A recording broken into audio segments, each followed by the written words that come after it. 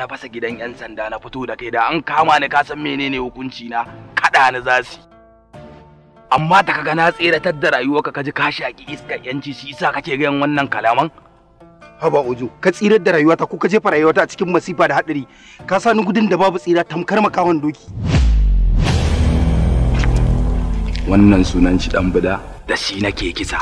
Tana baya. Idan ka sake ci gaba da gayan maganganun nan ka ba sai na datse ma jijiyoyin jini ba. Haram. Kuma in gaya ma wani abu ba da ban sa'ai ma bane ya haɗa ni da ni aikin nan da koko. Na rantse da Allah da tana na sassare muku gabobi.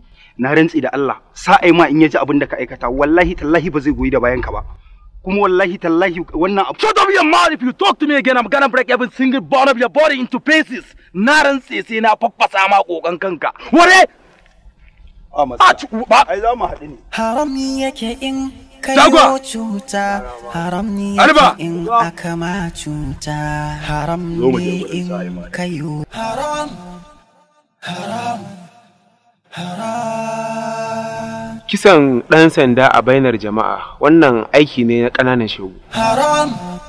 Wai ma, da wai inna yara ka je kai aiki har ka fasa ofishin ƙaramin ofishin 'yan sanda wato Ahmad.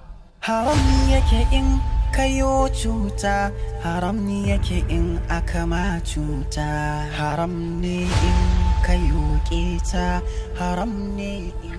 Ya zama dole ka gaya mu. Na ka samu tawagar yaran kai wannan aikin da su.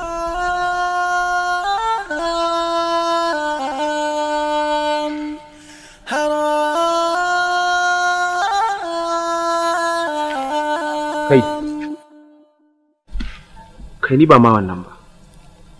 Asan za ka iya kare kanka. Ka ce takura kai. Shi kuma mai babur mai kafa uku laifin me ya maka? Me abin mamaki? Dukkanin zirga-zirgar da kuke yi a tafin hannuna kuke. An fara da kwaci.